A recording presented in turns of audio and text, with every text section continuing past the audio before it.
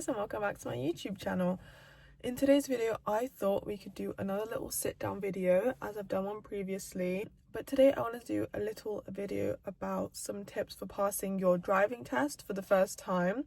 These are the tips that I have personally followed and I did pass first time, so let's freaking go. This thing here, I think it's called a visor. I actually don't know what the fuck this is called. I'm gonna have to put it there. Sorry if that's annoying, but the lighting is absolutely terrible, so it's gonna have to stay there. Wanted to say I got my nails done. How are we freaking feeling about that? So I'm gonna give you guys a few tips about how to pass your driving test the first time, but before I do that, I wanted to tell you a little bit about my personal experience with learning how to drive, driving for the first time, etc. I got my provisional in November of 2022, so it would have been when I was 16. So to legally drive in the UK, you have to be 17, so you can't actually start taking lessons to drive until you're 17, because obviously you can't, you can't. So basically the minimum age to start your driving lessons is 17. So I wanted to get on that quickly. I mean, again, everyone's different. I mean, some people, they don't really care to learn how to drive and get a license quickly. Some people will leave it for a few years. Some people might never get there. So it just depends on what suits you best. But for me personally, I lived quite far from where I had my job or where I had school. So for me, it was very, very important to have a car, especially because when I was living with my mum at the time, she doesn't have a license. So it was just really annoying because basically I would have to leave really early to take a bus to school. There'd be so much traffic and I would leave early and I would be late a lot of the times. And then after school, I'd have to get the bus to close to my work, and then from there I'd have to walk about 20 minutes, and I normally finish at 10 p.m. so I had to walk back at night and then get the bus from town all the way home, which was like half an hour. It was a pain. So for a lot of people, they might not really care to get their license as quickly as I potentially did, but because it was so annoying for me to go through that every day. So I think I turned 17 in 2022, and I think I began driving lessons in February of 2023, and I had an instructor for about 3-4 months, I'd say. That was traumatic. I would say in the UK, when you have your first driving instructor, it's normally, like, most people aren't really lucky with their first driving instructor. So I had lessons with him from February to I think May, and I actually didn't agree to stop lessons, but he just stopped replying. Like, I'm being so serious. Like, this man, I literally said, like, okay, let me know when we can book the next lesson, and he never replied. And I was like, right. So that was kind of annoying, and I feel like I learned the basics with him, but the first lesson I had, I literally got in the driving seat and he was like, just drive, like, show me what you can do. I've never driven in my life. I've never even been behind the wheel, let alone driven the vehicle. And he just was like, oh my god, yeah, like, you're doing so good, like, you can drive, like, we can just skip so many steps. And I was like, what?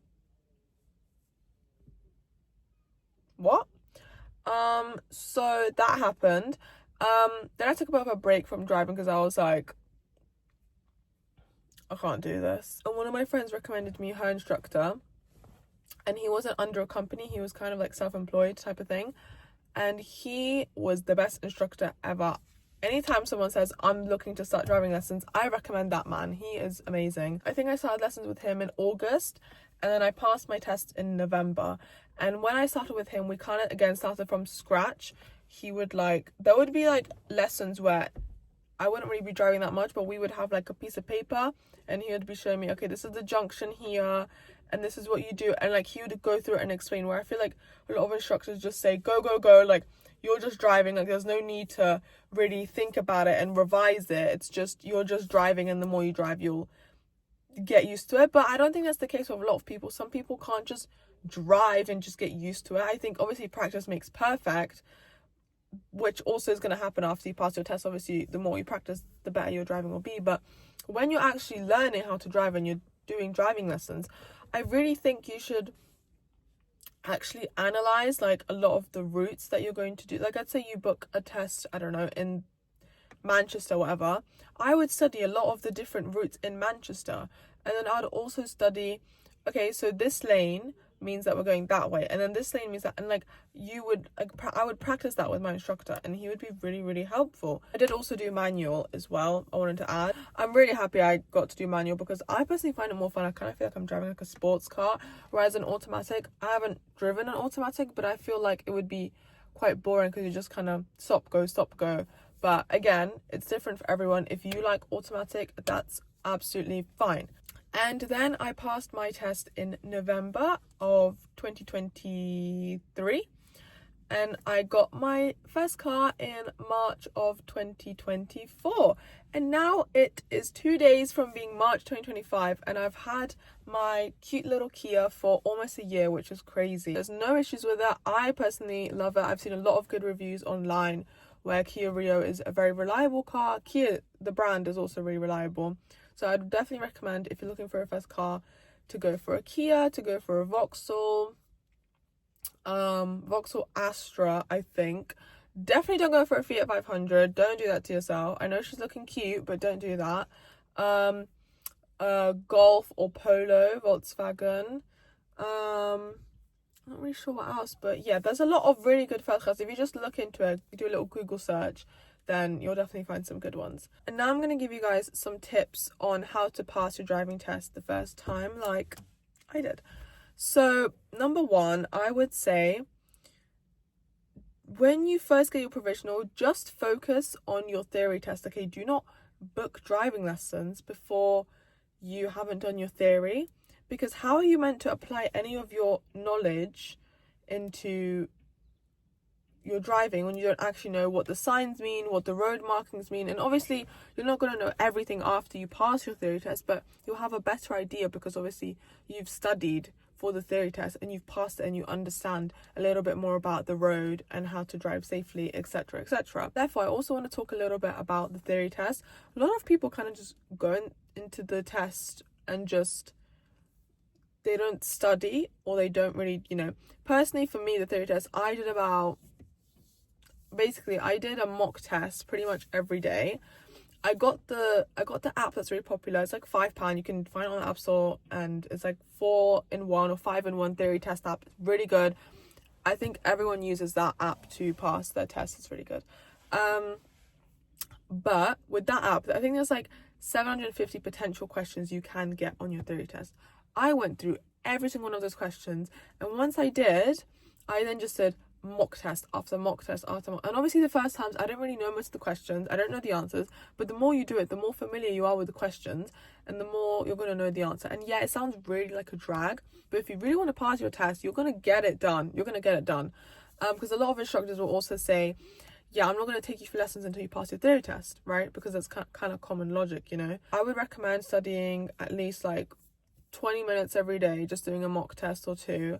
And I did that for about 2 months, and that really, really helped me, because obviously the more that you're going to look at the questions, the easier it's going to be. And I passed my theory test the first time as well. A lot of people do pass the first time without studying, but again, if you don't want to risk that and you want to get your license quickly, it's better to just have a little bit of studying behind you, and that's how you'll pass. My second tip would be not to book your lessons back to back. And the reason I say this is because it's very expensive in the UK to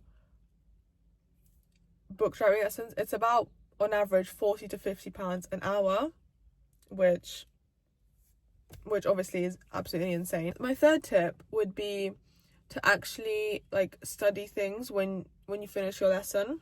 Go online and learn about junctions and learn about roundabouts, because the more you do that, the more you'll understand. Because when I first did a roundabout and I saw 3 lanes, I was like, what is going on? Like, this lane's going over there, but no, wait, this lane's going there. And I was very confused. So if you study it, you will save your money and your time in driving lessons, because you'll already know these things, because you go the extra mile to study them at home. Next thing I'd say, a lot of people forget about the show me, tell me questions. What's going on, guys? That's literally, if you don't pass that, you're going to get a minor. And we don't want minors, okay? We don't want minors. So make sure to study your show me, tell me questions. They're on the government website. They're very easy to go through. Do some flashcards, revise 5 minutes every day and you will be absolutely fine. I personally left these to last minute and I got a question that was quite difficult. I did end up getting it right, but I kind of stuttered on my words a little bit. Number 5, I would say be confident. I know it's very anxious going into your test and actually driving alone without your instructor for the first time or a family member, but just try and show your confidence, because it will show the test person, I don't know what they're called, it will show the person that is sat next to you and testing you on your driving test that you are feeling calm in situations, you're a calm driver, you're not going to make any rushed decisions, and it will overall make you feel better, because you'll be like, I can do this. Like, you know, what is the point of having a negative mindset and being anxious? Like, I know some people can't help it. If you can't help it, have some water, have a banana before your test, have some like gummies. There's like these gummies you can get especially for anxiety. I think they're like a yellow package or something. They're really good. And just calm your freaking nerves, okay? My 6th tip would be to wear comfortable shoes on your driving test. I always drove in my Converse shoes because they were the most comfiest. Shoes that kind of have like a flat surface, like a trainer, like Nike Air Force One or something, it can sometimes be quite difficult. And obviously the more you drive, the more you'll get used to driving in any shoes. I mean, I literally drive in Uggs or like sliders now. Like, I just don't care because I know that I'll be absolutely fine. But when you're on your test, you want to ensure that, you know, your foot's not going to slip, you're going to have full grip onto the pedals, and you are confident in that happening. So pick your favorite freaking shoe and stick to that one, because it's going to be better for you. Because if you're wearing different shoes each time, you know, you know, it's going to be, the clutch is going to be a bit different if you're doing a manual, and it's just easier. It's just freaking easier. Number 8 would be drive on every single type of road, on streets, on main roads, on country roads. Every single freaking road, have experience on them, because you don't know what test route you're going to do on your test. If you know you don't have country roads near you, then I guess that's fine, but it's still good for the experience, and for when you actually pass, you'll know how to drive on country roads. But it will boost your confidence knowing you can drive anywhere and do anything. You're not going to be scared of suddenly the test person, whatever they're called, the examiner, thank you, the examiner, smart. I'm so stupid. I forgot that I was literally called an examiner. Then you'll obviously let the examiner will see, okay, this person, they can do this, they can do junctions, they can do roundabouts, they can drive on streets, they can do that. It freaking works. Number 9, make sure when you're doing your lessons, you learn how to take instructions from your driving instructor. So if he says, please turn left now, please turn right, please go down this road, you practice these things. You practice taking and hearing directions. And also, a lot of instructors don't do this, practice driving with a map, because a lot of driving tests, instead of the examiner speaking, they'll actually put up a little GPS sat-nav thing for you, and you have to follow that. So you look at signs that say, this is going towards London, this is going towards Manchester, whatever. This is going to benefit you and help you. Last tip and wisdom of advice would be, do not feel discouraged if you fail, because over 50% of people fail the first time. It is very difficult to pass your driving test in the UK, let alone book the damn thing, let alone pay for the lessons. It's very expensive. If you feel like you're behind because you don't have your license yet, and all your friends do, please don't feel behind. Honestly, everyone's on their own journey. It's absolutely fine. Take it slow, start with your theory test, you know, do what you can, and if you can't afford lessons yet, you know, just practice at home if you want to, you know, learn about junctions and about, you know, different types of roads and how to drive on different types of roads. And the more you do that, the more you'll actually save your money before you start driving lessons, because you already know so much. Ruining the freaking vibe. I definitely have more tips to give you guys, so let me know if you want to see another video like this where I can give you more advice. And I will also link down some resources down below that I have used when I passed my driving test, before I passed my driving test. But yeah, guys, I'm actually gonna try and buy the Blackpink tickets now, because they're my favorite artists, and if I don't get them, I'm gonna crash out. So I'm gonna insert a little thing at the end of this video letting you guys know if I got them or not. I love you. Thank you so much for watching. You're freaking amazing. You're gonna freaking pass your test, and believe in yourself. I love you. I'll see you in the next one.